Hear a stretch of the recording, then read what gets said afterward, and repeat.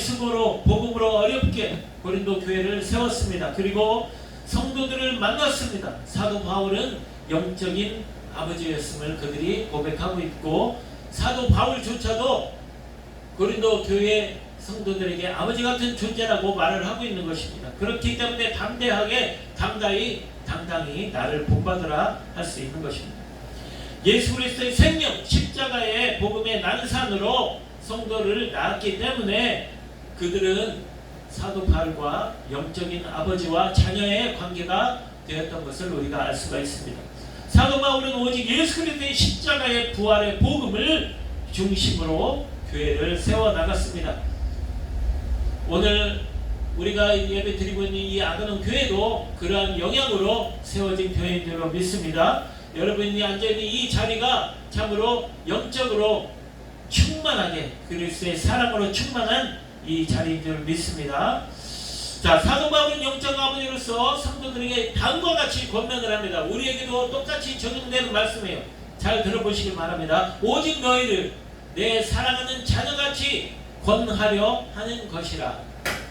내가 너희에게 권하노니 너희는 나를 본받는 자가 되라. 우리 다 같이 한번 해볼까요? 너희는 나를 본받는 자가 되라. 시작. 너희는 나를 본받는 자가 되라. 아멘. 아멘.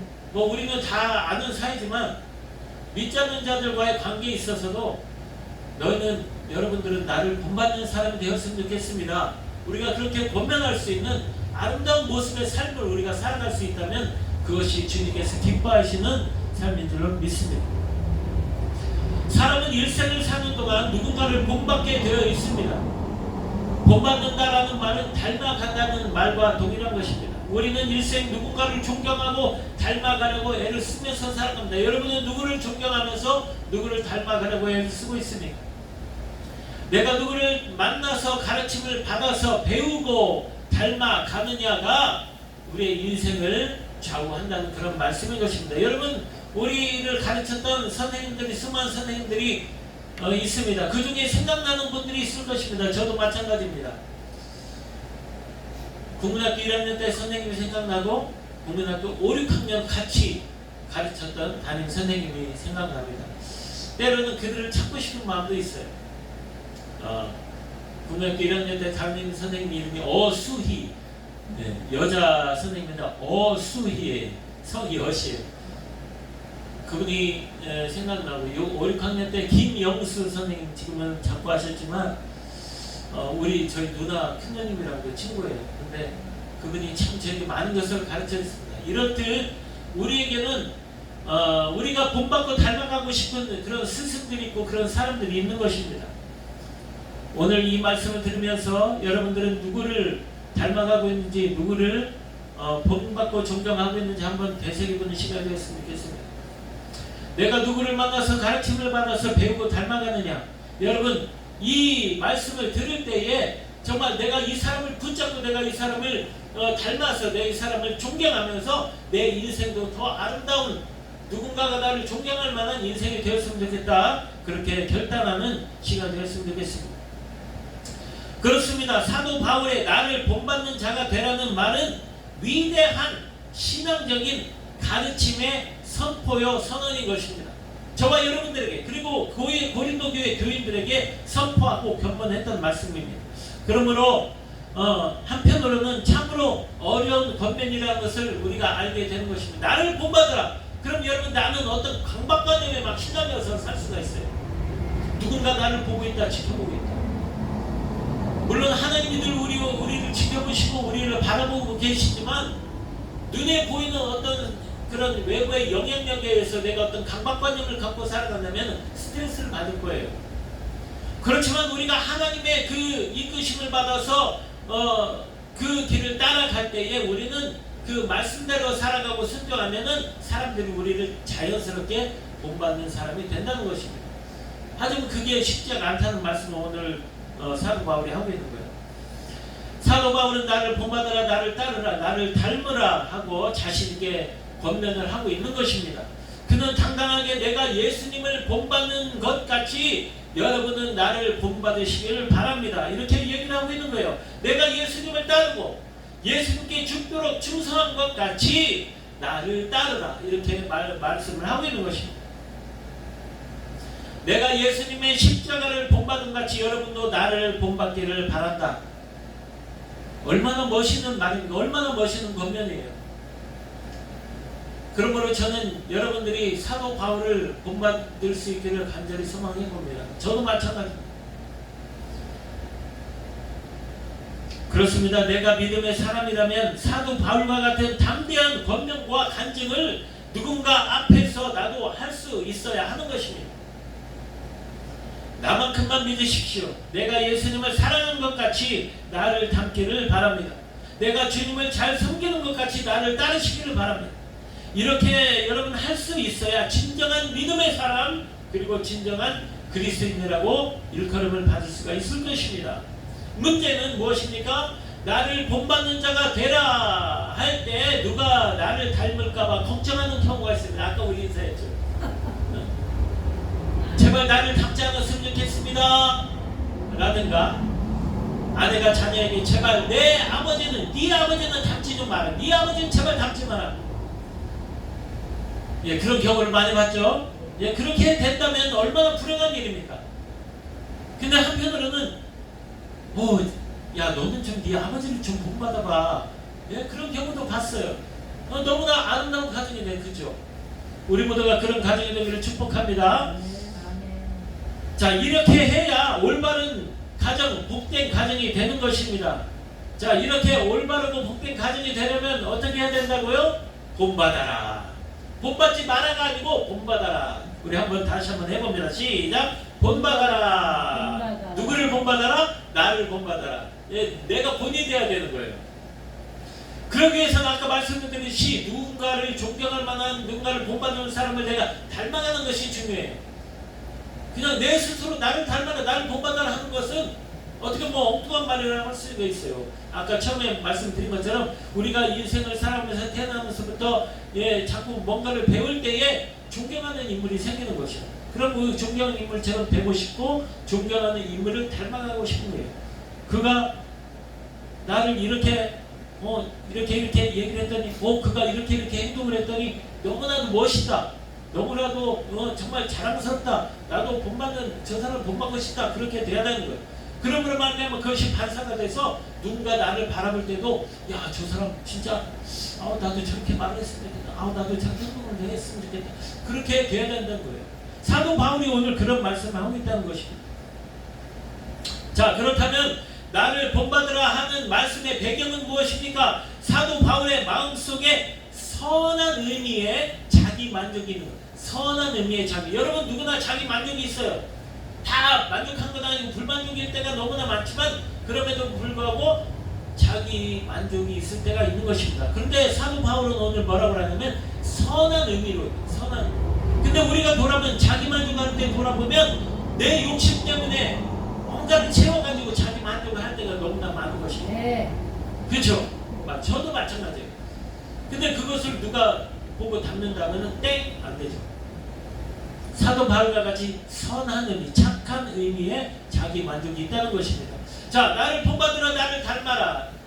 나만큼만 해도 괜찮다. 왜냐하면 나는 선한 의미로 스스로 만족하기 있기 때문이다. 이런 우리 믿음의 고백이 있어야 돼요. 우리 마음속에 그런 자부심이 있어야 되는 것이에요. 만족하는 이 마음 자체를 본받으라고 지금 사도 바울은 고린도 교회 성도들과 저와 여러분에게 권고하고 권면하고 있는 것입니다.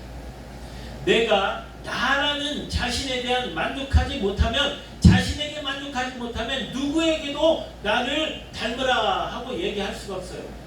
그러기 위해서 여러분 나를 돌아봐야 되잖아요.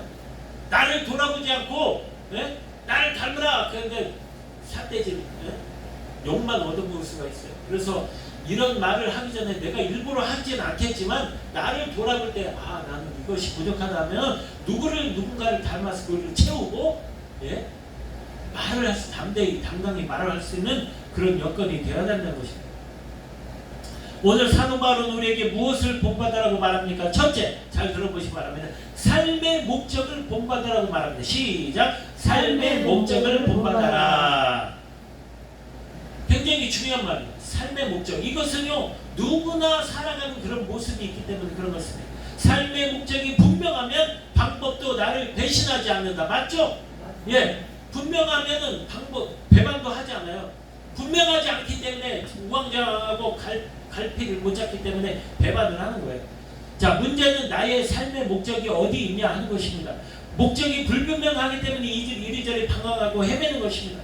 자, 사도 바울은 예수님을 만난 이후에 오직 예수 그리스도를 목적으로 살았습니다. 오늘 저와 여러분의 목적도 예수 그리스도가 되길 축복합니다. 자, 무슨 일을 하든, 결혼을 하든, 정치를 하든, 사업을 하든, 직장을 다니든, 운동을 하든, 어떤 실험을 하든 목적이 분명해야 하는 것입니다. 여러분의 목적은 무엇입니까? 여러분이 농사를 짓고 여러분들이 마사지를 해주고 물건을 판매하는 목적이 무엇입니까? 여러분, 그 목적이 분명해야 된다는 것입니다. 사도 바울은 그 분명한 목적이 있었기 때문에 당당하게 얘기를 할 수가 있었던 것입니다. 내가 왜 이 땅에 존재를 하고 있는가? 내가 왜 이 땅에 살아가고 있는가? 무슨 목적으로 살고 나는 지금 왜 일을 하고 있는가를 여러분, 우리가 확실하게 분명하게 결정을 짓고 나가야 된다는 말씀을 드리는 것입니다. 목회자는 더욱더 그렇습니다. 목회자는 더욱더 그 목표가 분명해야 되는 것입니다. 내가 그리스도를 본받는 자 된 것 같이 너희는 나를 본받는 자가 되라. 고린도전서 11장 1절에 말씀을 사도 바울은 나는 그리스도를 위한 목적을 두었다. 우리 한번 해볼까요? 나는 그리스도를 위한 목적을 두었다. 시작. 나는 그리스도를 위한 목적을 두었다. 우리 입으로만 고백하는 것이 아니라 우리가 삶의 분명한 목표로 확정 짓고 나가기를 축복합니다. 그리스도를 위해 살았다. 지금 사도 바울이 하고 있는 얘기예요. 우리도 언젠가는 이 삶을 마감할 때가 있을 것입니다. 누군가 나에게 물어봅니다. 주님은 분명히 물어볼 것입니다. 너는 무엇을 위해 살았느냐? 너는 무엇을 목적으로 살았느냐? 먹고 살기 바빴느냐? 네 욕심 채우기 바빴느냐? 그런 말 듣지 않기를 축복합니다. 아멘. 자, 이 순간도 그리스도만 바라보고 달려갈 수 있기를 축복합니다. 그러므로 너희는 내 삶의 목적을 본받아라 하는 말씀. 내 삶의 목적을 본받아라. 아까 목적이 뭐라고 그랬어요? 사도 바울의 목적이 뭐라고 그랬어요? 오직 그리스도. 삶의 목적을 본받아라. 처음에 말씀했는데 두 번째 무엇입니까? 그리스도의 죽음과 부활을 본받으라. 시작. 그리스도의 죽음과 부활을 본받으라. 참 어려운 말이에요. 말로만 해도 어렵습니다. 특히 사도 바울은 그리스도의 십자가의 죽음과 부활을 본받는다고 오늘 고백을 하고 있는 것입니다. 자, 빌립보서 3장 10절에 보니까 이렇게 나와 있습니다. 잘 들어보세요. 내가 그리스도와 그 부활의 권능과 그 고난의 참여함을 알고자 하여 그의 죽으심을 본받아. 할렐루야. 그의 죽으심을 본받아. 이거 아무나 할 수 없는 고백입니다. 사도 바울이기 때문에 고백하는 거예요. 사도들이 많았습니다. 베드로도 있었고 야고보도 있었고 제자들이 많았어요. 그럼에도 불구하고 우리가 오늘 듣는 것은 사도 바울의 유일한 고백인 것입니다. 그는 그리스도처럼 사는 것은 그리스도처럼 죽음을 당하고 그리스도처럼 부활을 하는 것임을 확신을 하고 얘기를 하고 있는 것입니다. 그러므로 그는 그리스도를 위해 순교할 것을 각오했다. 순교할 것을 각오했다. 예수님처럼 죽을 것을 각오했다는 거예요. 여러분들한테 권하지는 않겠습니다. 이 순교라는 것은 주님이 우리에게 은혜를 주셔야 우리가 결단할 수 있는 거예요. 그리스도처럼 죽어야 그리스도처럼 부활한다는 것을 사도 바울이 알고 지금 권면을 하고 있는 것입니다. 저와 여러분이 이 땅에서 유한한 삶을 살아갑니다. 끝이 있습니다. 영원히 살 수 없는 이 땅에서 우리가 정해져 있습니다. 언제까지 살고 우리가 알지 못하지만 그렇습니다. 그렇다면 죽음을 어떻게 맞이할 것인가? 언젠가부터 저는 그런 생각을 해요. 저희 아내도 마찬가지입니다. 언젠가부터 우리는 어떻게 죽을 것인가를 고민을 하게 됐습니다. 날마다 어떻게 죽을 것인가를 우리가 고민하면 참 슬플 거예요. 그렇죠? 근데 우리가 슬픔으로 그것을 고민하는 것이 아니라 소망을 가지고 우리가 그것을 고민하기 때문에 그것이 막 설레이고 그것이 막 어떤 소망이 되고 그렇게 돼요. 오늘 여러분 사도 바울을 보십시오. 내가 그리스도를 위해서 죽는다. 내가 그리스도를 위해서 부활한다. 여러분 이 소망을 가지고 있으면 모든 것이 설레는 것이에요. 예수님이 분명히 죽으셨다가 다시 살아나셨잖아요.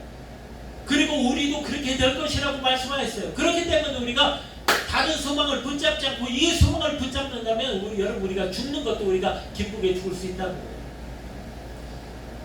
죽는 것이 가장 고통스럽죠. 그렇기 때문에 사탄은 그것을 우리에게 계속 유혹하는 거예요. 그런데 우리가 어떻게 죽을 것인가를 잘 계획하고 주님 안에 있으면 우리가 아름답게 죽을 수 있다는 거예요. 왜 아름답게 죽을 수가 있어요? 다시 살아나기 때문에. 우리가 이 땅에 사는 동안 예수님이 재림하시는 우리는 죽지 않고 공중에 들림받아서 공중에서 예수님을 맞이할 것입니다. 그렇지만 우리가 죽었을 때 예수님 다시 오시면 무덤이 열리고 우리가 먼저 살아있는 자보다 먼저 예수님을 향해서 올라가는 거예요. 그걸 휴거라고 해요. 뭐라고요? 휴거. 시작. 휴거. 휴거에 대한 영화들도 많이 나와 있습니다. 내가 그리스도와 그 부활의 권능과 그 고난의 참여함을 알고자 하여 그의 죽으심을 본받아. 그러므로 그는 그리스도를 위해 순교할 것을 각오했고 그리스도를 위해서 죽고 다시 살 것을 그가 소망하며 살았던 것을 알 수가 있습니다. 저와 여러분이 이 땅에서 살아가면서 죽을 각오를 하고 예수님을 위해 살고 그리스도를 향해 목표를 가지고 살아갈 것인가 결단할 수 있는 귀한 시간을 갖기를 원합니다. 여러분 어떤 죽음을 당할 것입니까? 치매에 걸려가지고 요양원에 있다가 먹을 것도 모르고 이게 무엇인가 누구도 알아보지도 못하고 똥칠하면서 절대 말이 안 되는 거예요. 여러분 그러므로 우리는 잘 죽을 것을 위해서 기도를 해야 되는 것입니다. 어떻게 잘 살 것인가 보다 어떻게 보면 죽을 것이 어떻게 하면 잘 죽을 것인가를 기도하고 주 앞에 간구하는 것이 더 중요할 것입니다. 나이를 먹을수록 더 자주 그런 생각을 하게 됩니다. 나이를 먹지 않으면 좋을 텐데, 그죠? 먹어도 조금만 먹으면 좋을 텐데 나이를 왜 이렇게 먹고 사는지 모르겠다. 예, 거부할 수도 없고. 그렇지만 나이를 먹는 것이 주님의 순리입니다. 우리가 늙어가는 것이 주님의 순리입니다. 노사에는 말했죠. 늙어가는 것이 아니라 익어가는 것이다. 그게 저는 참 좋아요. 고백이. 여러분 믿음이 없는 사람들은요, 믿음이 부족한 사람들은 늙어가는 것이 아니에요. 저도 그래요. 저도 그럴 때가 있어요. 근데 하나님의 그 순리를 하나님의 은혜를 생각하면 늙어가는 것이 여러분 더 좋고 아름다운 것입니다. 왜냐하면 주님 만날 날이 점점 더 가까워잖아요. 천국을 이 땅에서 누리고 간 사람, 죽기 전에 이미 이 땅에서 천국을 누리고 가는 사람은, 누리며 사는 사람은 내가 늙어가는 것이 더 행복하다고 고백하는 것입니다. 우리 모두 이런 고백을 할 수 있기를 축복합니다. 자, 옆 사람 한번 보세요. 많이 늙었죠? 예. 특히나 두 분은 어려서 만난 친구잖아요. 예. 두 분은 그 모습이 하나도 안 변했을 것 같아요. 저희 아내 어렸을 때 사진 보니까 똑같아요. 예. 나이만 먹었지, 주름만 생겼지 똑같아요. 그런데 그 속마음은 여러분, 우리 참 똑같아요. 저도 똑같고 우리 모두가 똑같아요. 우리 마음에 어린아이와 같은 마음이 있다면 겉에 있는 이런 주름은 아무것도 아니에요. 물론 이 주름을 없애기 위해서 막 미백도 하고 우리 상화자매가 막 마사지를 저도 언젠가부터 마사지 좀 받아봐야 되겠다. 물건도 좀 사고 그런 생각을 갖게 됐어요. 왜냐하면 우리가 누군가를 이렇게 만나게 되면 딱 첫 인상부터 보잖아요. 근데 막 주름 짜글짜글하고 막 시커멓게 타가지고, 물론 이렇게 들여다보고 자주 만나게 되면 속사정을 알겠지만 첫 만남이 그렇게 중요한 것입니다. 하지만 여러분 우리가 영성으로 충만해 있다면 첫 만남에서 누가 나를 보고 빛이 난다 막 그러고, 두 분 이렇게 오랜만에 만나서 막 빛이 나고 그렇지 않아요? 늙었어. 네, 죄송합니다. 빛이 나기를 축복합니다. 아멘. 예. 우리의 겉모습이 아니라 우리 안에서부터, 우리의 영성 안에서부터 우러나는 그 아름다운 빛이, 찬란한 빛이, 예수 그리스도의 반사된 빛이 충만하게 찬란하게 빛나기를 축복합니다. 아멘. 두 분도 똑같았으면 좋겠어요. 날이 갈수록 달이 갈수록 해가 갈수록 더 자주 우리는 이런 생각을 해볼 수 있기를 축복합니다. 자, 아름답게 죽자. 시작. 아름답게 죽자. 그래야 아름답게 부활한다. 시작. 그래야 아름답게 부활한다. 아멘. 그렇습니다. 어쩌면 여러분 잘 사는 계획보다 잘 죽는 계획이 더 유익할 수 있다고 말씀드리는 거예요. 우리가 50 넘기 전에, 우리가 우리의 인생의 절반을 넘기 전에는 어떻게 하면 잘 살 것인가를 계획했다면 이제 우리 인생의 중반을 넘어서면서부터는 어떻게 해야 잘 죽은 것인가를 계획하고 잘 설계해 나갈 수 있기를 축복합니다. 아멘. 자, 또한 죽음 이후에 어떤 모습으로 부활에 이를 것인가를 눈을 감고 조용히 묵상하고 상상을 해보면 오직 예수님의 그 아름다운 찬란한 부활이 우리의 눈에 선하기를 간절히 사모해야 되는 것입니다. 할렐루야. 우리는 가장 아름다운 모습으로 부활한다고 말씀하셨어요. 왜 예수님이 33살에 돌아가셨을까? 성경에 나와 있지 않아요. 제 개인적인 신앙의 고백이에요. 그때가 가장 아름다우셨을 때일 것 같다는 생각이 들어요. 여러분들의 가장 아름다운 때는 언제였습니까? 15살? 18살? 18세 순위? 네? 근데요, 보니까 가장 아름다운 때로 부활을 한대요. 여러분 생각해보세요. 천국에 가서 부활을 사는 영원토록 살아야 되는데 막 70, 80 맞고 그냥 꼬부랑탱이 때에서 살면 여러분들 물론 천국이니까 행복은 하겠죠. 그럼에도 불구하고 가장 아름다운 모습으로 부활을 시켜주신 주님이 저 너무나 감사합니다. 여러분 그렇지 않습니까? 우리 한번 고백해볼까요? 주님 감사합니다. 시작. 주님 감사합니다. 아멘. 자, 세 번째 본받을 거 뭐냐? 섬김을 본받으라. 지금 사도 부활이 자기의 모습을 본받으러 할 때 말하는 거예요. 이렇게 나의 이런 모습을 본받으라. 세 번째, 섬김을 본받으라. 맞습니다. 사도 바울은 예수 그리스도께 초점을 맞춰서 일생을 섬기면서 살아갔어요. 섬기면서 살아갔어요. 여러분 섬긴다는 것은요, 내가 위에 있으면 안 돼. 내가 낮아져서 아래에 있어야 누군가를 섬길 수 있는 거예요. 그렇다고 해서 여러분 열등감을 가지는 그런 얘기가 아닙니다. 아름다운 거룩한 자존심을 가지고 있음에도 불구하고 우리가 누군가를 나보다 낮게 여기고 섬길 수 있는, 그래서 사도 바울이 자기의 섬김을 본받으라고 하고 있는 거예요. 그게 좋은 거기 때문에. 사도행전 20장 18절 19절을 보니까 에베소 교회 장로들 앞에서 지금 얘기를 하고 있는 거를 여러분 들어보세요. 내가 항상 여러분 가운데 어떻게 행하였는지를 여러분도 아는 바니 곧 모든 겸손과 눈물이며 유대인의 간계로 말미암아 당한 시험을 참고 주를 섬긴 것과. 할렐루야. 지금 그 에베소 교회 장로들 그냥 믿음교타는 장로들을 앞에 세워놓고 사도 바울이 얘기를 하고 있는 거예요. 여러분들 나를 보셨죠? 내가 어떻게 섬기고 살았는지 여러분 보셨죠? 그렇게 얘기를 하고 있는 거예요. 그리고 그것뿐만 아니라 자기를 죽이려 하는 유대인들의 그 관계 속에 막 음모 속에 자기가 어떻게 그것을 참고 잘 이겨냈는지를, 그리고 그 주님을 어떻게 섬겼는지를, 그럼에도 핍박을 받고 막 돌로 맞고 막 하여튼 엄청 그렇게 죽을 고비를 당했음에도 불구하고 주님을 아름답게 섬겼던 그 모습을 장로님들 여러분들이 나를 받지 않느냐, 지금 그런 얘기를 하는 거예요. 그건 뭐예요? 나를 본받으라고 하는 거예요. 그는 고난을 견디면서 오직 그리스도 예수님을 섬기며 살았습니다. 우리를 위해 십자가에 피 흘려 고통 가운데 죽으신 예수 그리스도만을 변함없이 배반하지 않고 잘 섬겼다는 것입니다. 그는 예수님을 만난 이후에는 오직 그리스도만을 섬기기 위해서 이 세상에 태어난 것처럼 살았다는 거예요. 나는 예수님을 위해 섬기기 위해서 이 땅에 태어났어. 내가 태어나서 100살을 살 건데 내가 태어나서부터 100살까지 예수님만을 섬기며 살기 위해서 태어났어. 내 목표가 뭐야? 나 예수님 섬기는 거야. 이렇게 사도 바울이 지금 고백을 하고 있는 것이에요.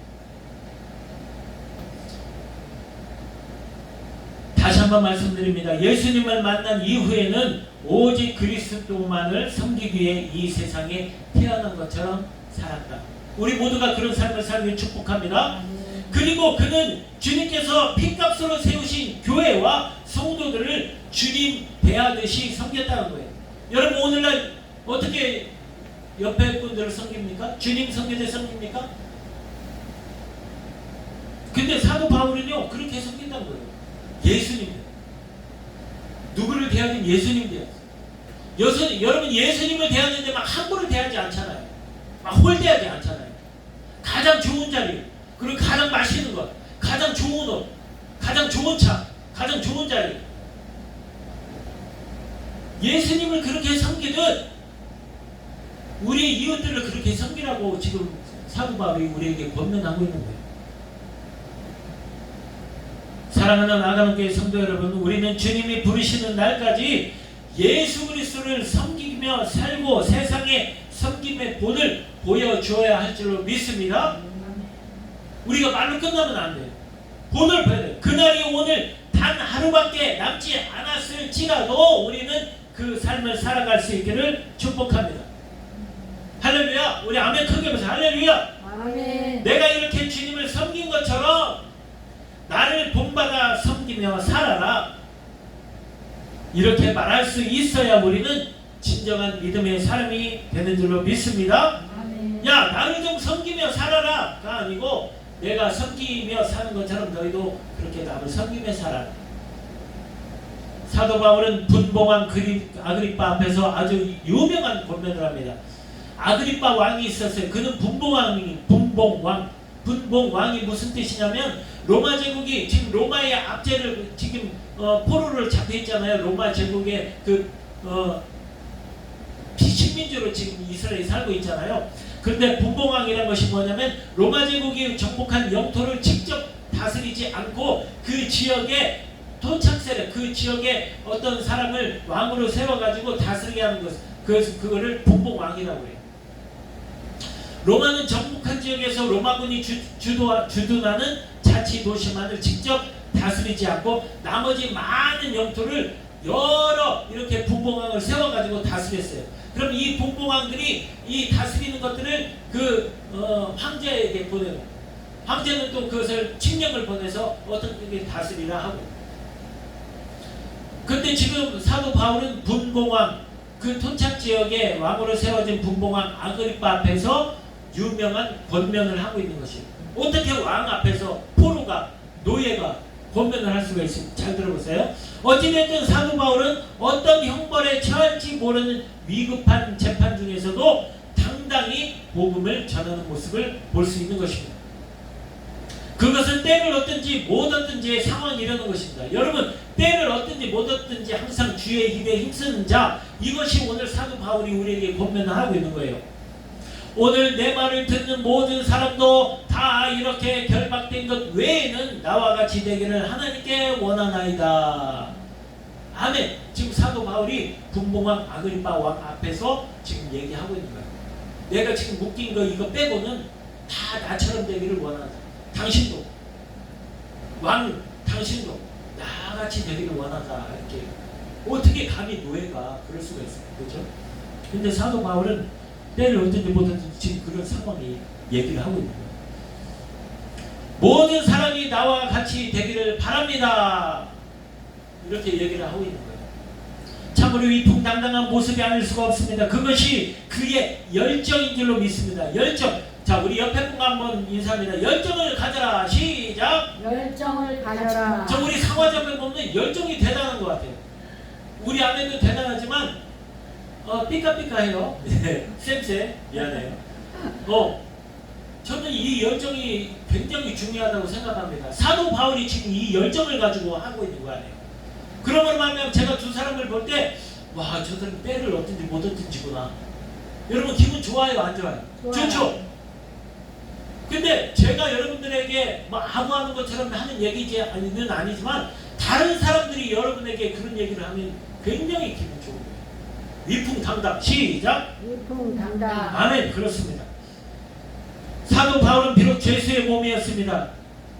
그렇지만 그는 나를 본받아라. 나는 행복하다. 나는 만족하다. 나는 편안하다. 나는 기쁘다. 그러니까 너희도 나처럼 기쁘고 편안하고 행복하고 이런 자들이 되라. 지금 말씀하고 있는 거예요. 오늘을 살아가는 현대인의 고민은 본받을 만한 자가 없다는 것입니다. 예, 우리의 그 믿음에 그냥 아주 우리가 목사님 이렇게 따랐던 목사님 다 갔어요. 한경진 목사님도 갔고, 죄송해요, 가셨고, 또 누구 가셨어요? 오카노 목사님도 가셨고, 조영기 목사님도 가시고 하여튼 많은 분들이 가셨어요.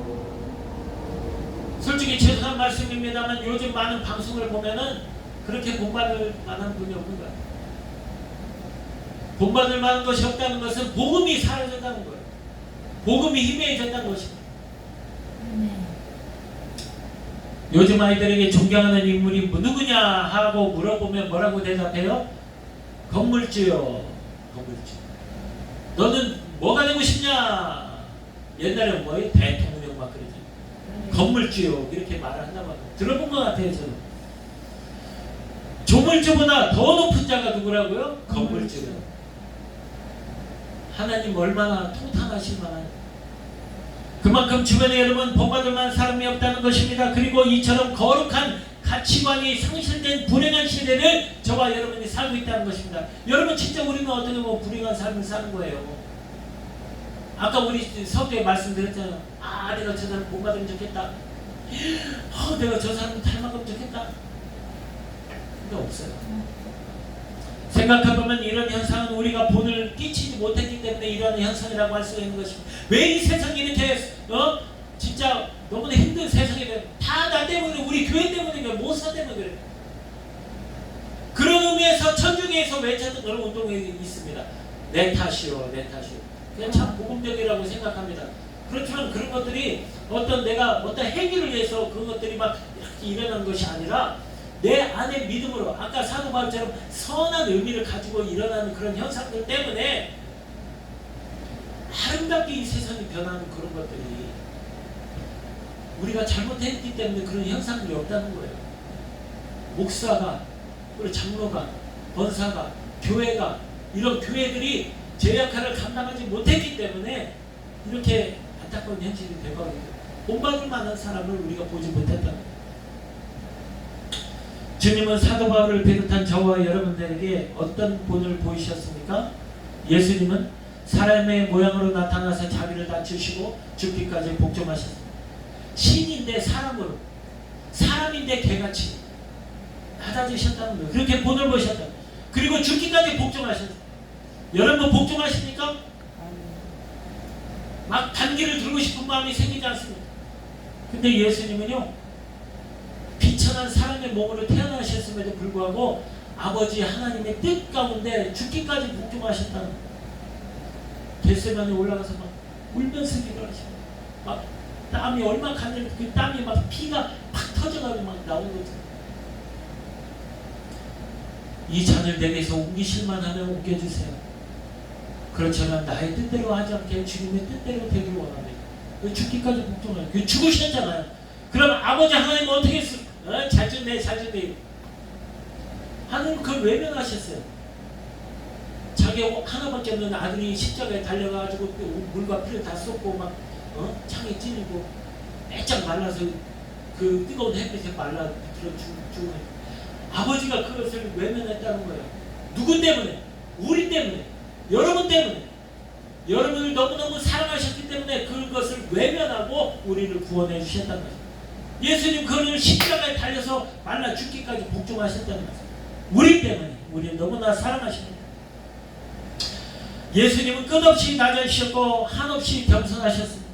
그리고 십자가에 달려 물과 피를 다 쏟으셨습니다. 우리를 너무너무 사랑하셨기 때문에 저 북어와 같이 삐쩍 말라서 돌아가셨습니다. 아버지 뜻에 복종하여 순종하셨습니다.